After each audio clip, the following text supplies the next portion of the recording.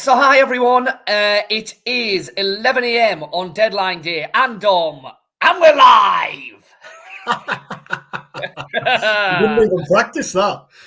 Exactly.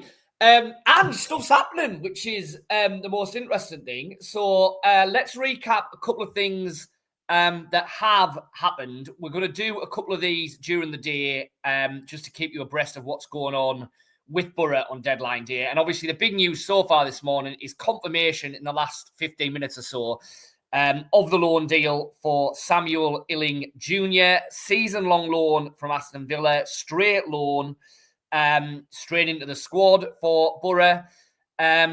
What do we make of that then, Dom? I mean, a young player, but a player with a fair amount of potential. I mean, he's played Champions League football. He's obviously been away in Italy. What do you make of it?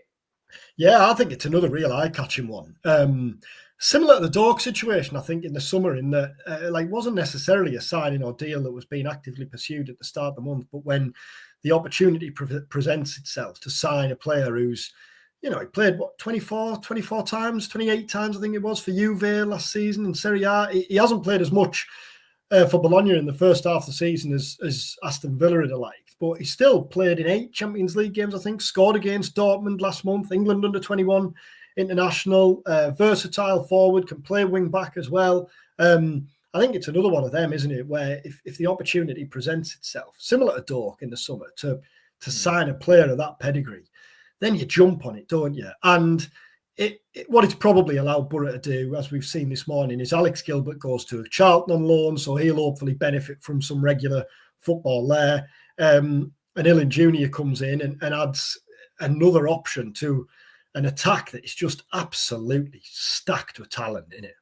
Well, I was just going to say that. I mean, you've said there he's versatile, and clearly that's an attraction to Boro in playing a number of different positions. But where do you see him fitting in, and how do you see him fitting in with Whittaker, Dork, Azaz, also clearly key parts of that attacking equation? Let's assume Conway is going to be the number 9 who leads the line, which I think is a fairly safe assumption, at least in the immediate term, with Lath having gone. Where does everybody else fit into this jigsaw now then? Well, I think Dork is clearly a nailed-on right winger. Yeah. I've seen a few suggesting, and I've had the conversation a couple of times in the last couple of days. Do you move Dork to the left to play Whittaker on the right? For me, Dork's your best player, and your best player playing the best positions. Dork's your right winger, but Whittaker obviously provides some competition on the right side, but he can also play as a number 10. So Whittaker and Azaz, potential options as a number 10. Now Gilbert's gone. You've got Bergzorg on the left, but who can also play up front. If Conway is not deemed ready to start tonight, by the way, for example, we might see Bergzorg leading the line. And then who's your other left-sided option? Riley McGree. Well, McGree's had a pretty rotten season with injuries so far, isn't it? So you risk potentially leaving yourself short there. So I think Iling-Junior comes in and provides competition there, but he can play across the forward line. And I think what we probably see now in the second half of the season, I'll just turn that WhatsApp notification off in the background. In the second half of the season, I think what we'll probably see is what we saw from Boro in the Carrick's first season in charge, where it's a pretty fluid forward line, really, that can swap and change. And if you're a defender facing that, then yeah, that's not ideal, is it? No.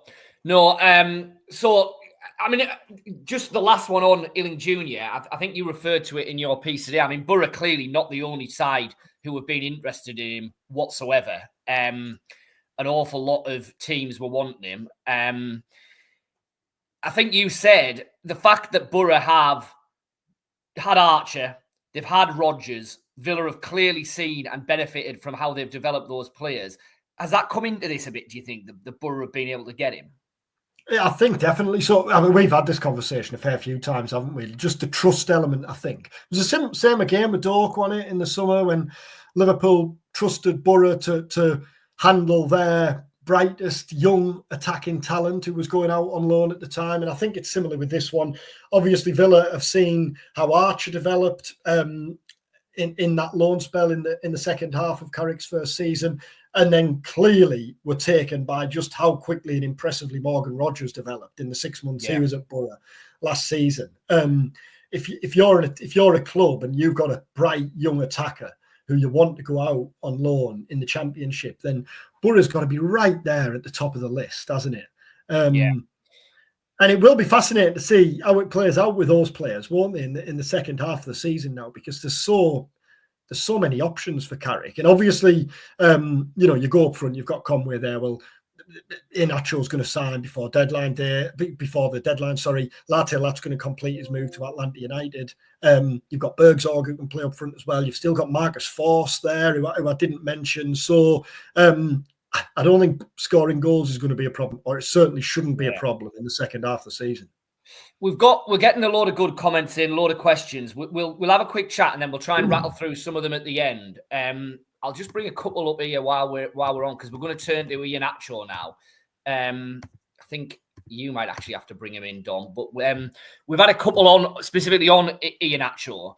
There's one. That was the one I was looking at. We're on why did that draw your attention? Was because a place to kick things off. Really good points there, I think. Effectively, are the Iling-Junior and Iheanacho deals in relation, or have they been sanctioned due to Lath leaving? Another one a little bit further down saying not that excited about Iheanacho coming in. I mean, our understanding is that the Iheanacho deal is pretty much there. It will be done at some stage today. I think there's every chance that Iling-Junior and Iheanacho will both be at the Riverside tonight, obviously, for the Sunderland game.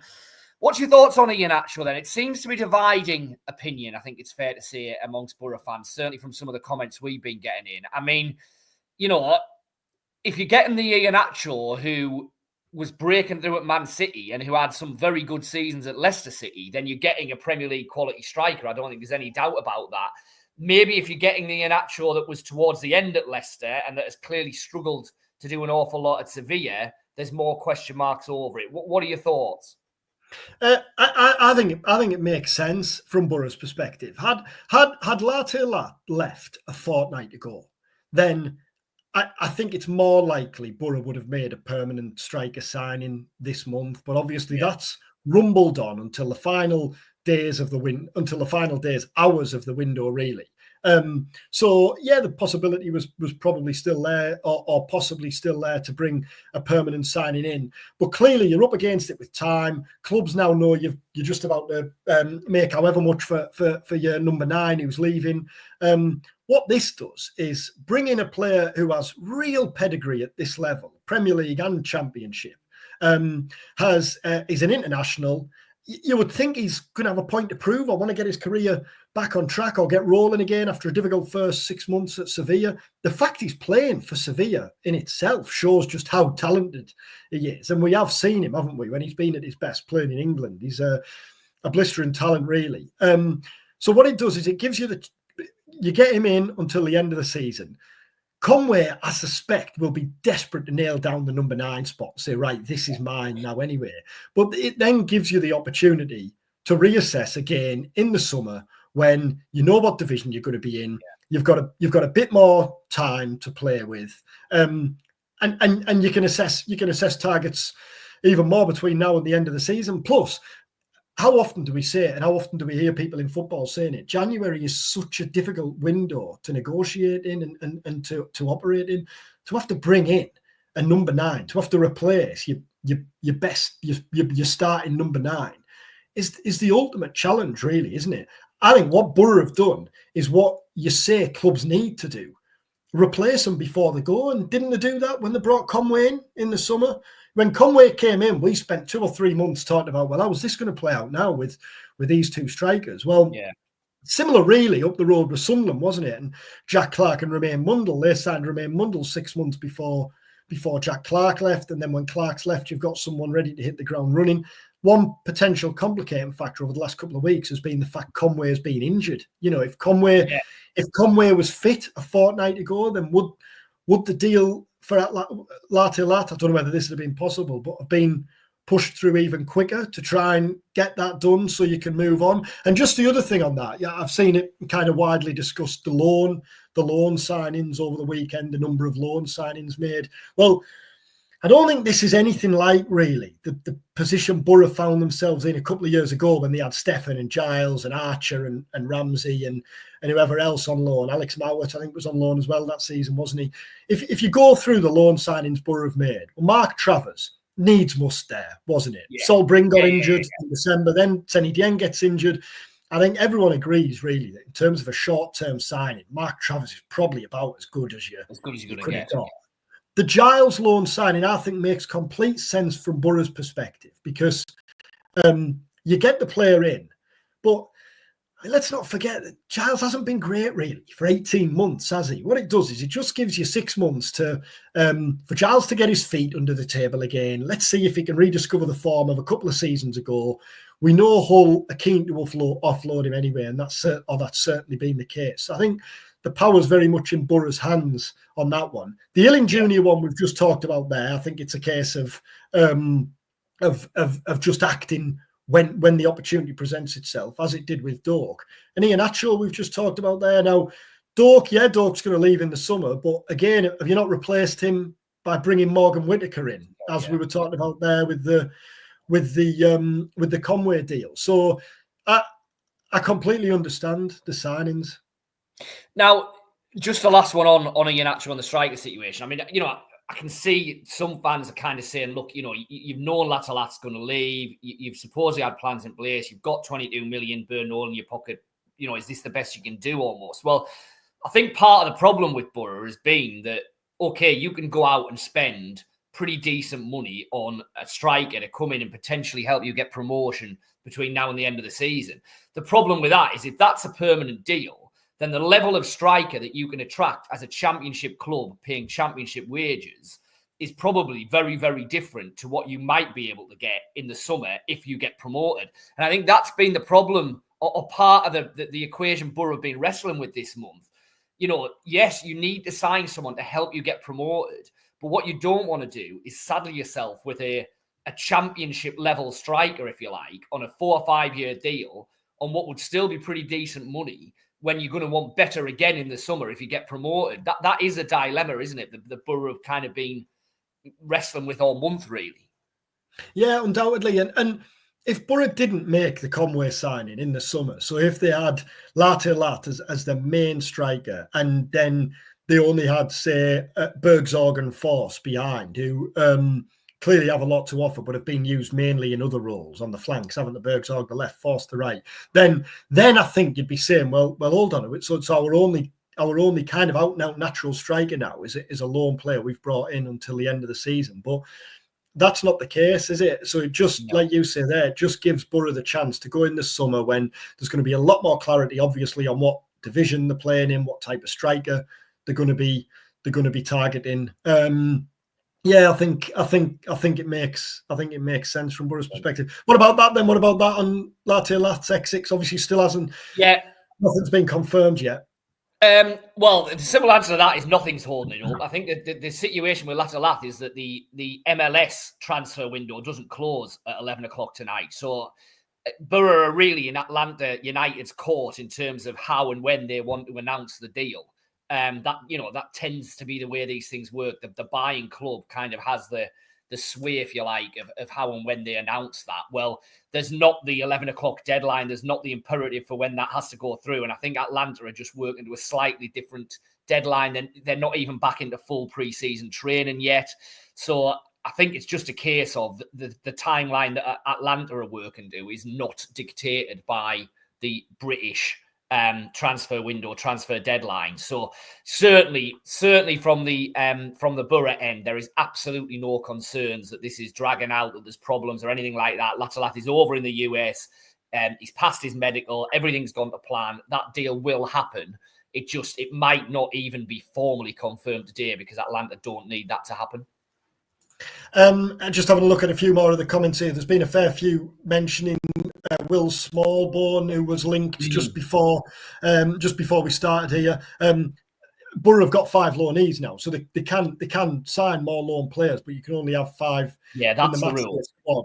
And obviously, as the comment says there, Doak, Travers, Iling-Junior, Iheanacho and Giles is going to be 5 loanees. I think Smallbone was one player who was assessed at the start of the week, but clearly a deal couldn't been agreed on a loan, and Boro aren't going to bring any more loan signings in now between now and the end of deadline day. In terms of what to expect between now and the deadline tonight, and there is the matter of a game as well to discuss, which we'll get to. But unless anything kind of out the blue presents itself in terms of a permanent signing, then I don't think we'll see any more business at Boro, which has a knock-on effect clearly on the likes of Dan Barlaser and Anthony Dyke-Steele, who were subject to interest and bids last week. Millwall, one of a number of clubs who had a loan double at Dyke-Steele. Derby wanted Barlaser.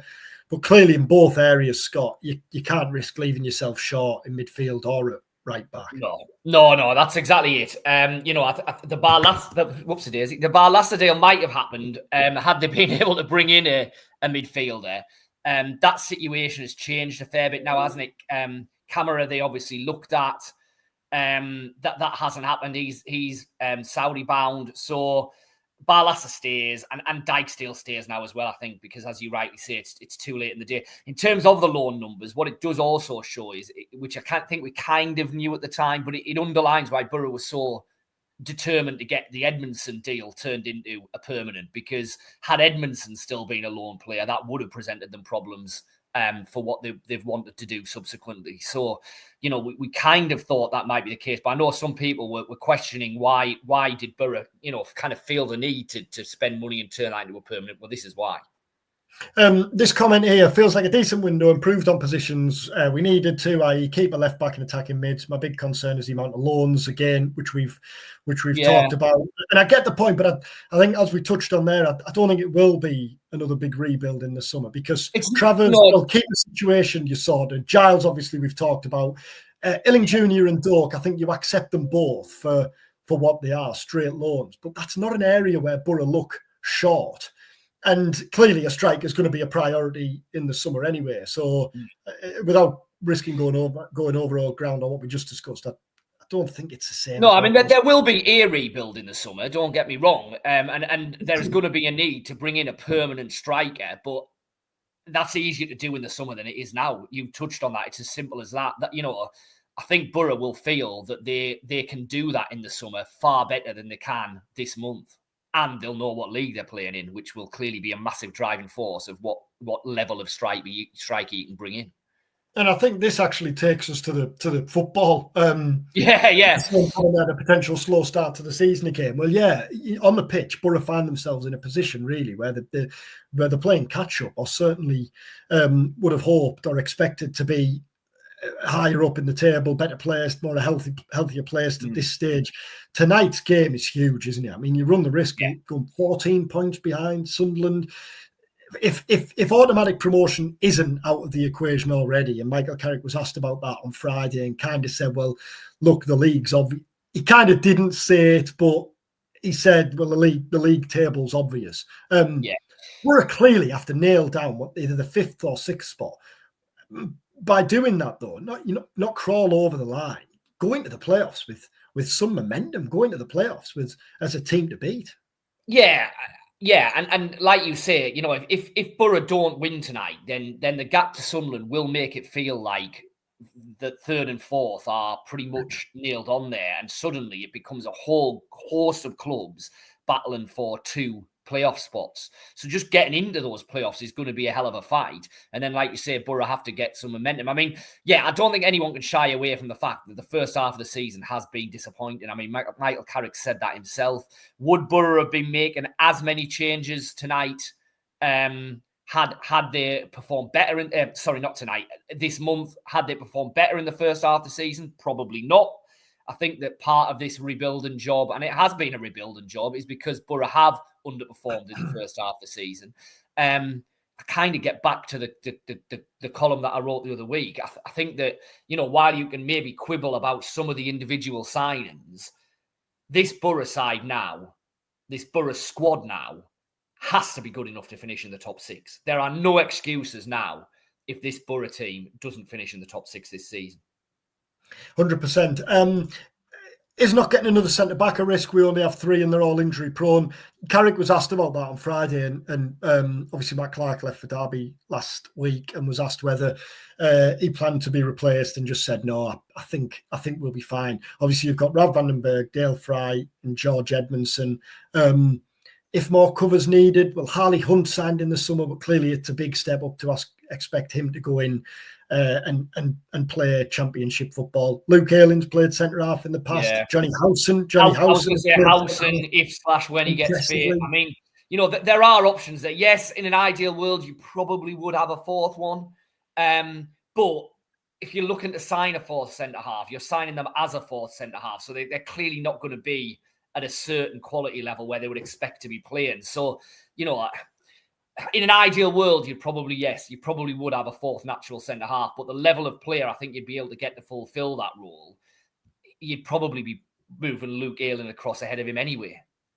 Andrew Wheatley there asking about Lenihan. Well, the last indication from that was Carrick kind of doubting whether Lenihan or Smith had play again this season. The Smith situation obviously leads us to right back. Well, any update on the new right back? Personally, think you should be having a go in the starting 11, which I suspect it means Josh Deed, the signing from Celtic last week. But Deed, like Braden Johnson, is going in with the under-21s initially. So I don't think we'll see him in a first-team squad. I mean, it's Ayling and Dijksteel, isn't it? Dijksteel stays, as we've alluded to. So Ayling and Dijksteel are the 2 right backs for the rest of the season. We're both there tonight, Scott. We're doubling up at the Riverside. What do you reckon then? What do we reckon? I bottled it and went 1-1 in the paper. I think it'll be low scoring. That's my prediction. If I was to have a bet, it would be certainly under 3.5 goals, probably under 2.5 goals.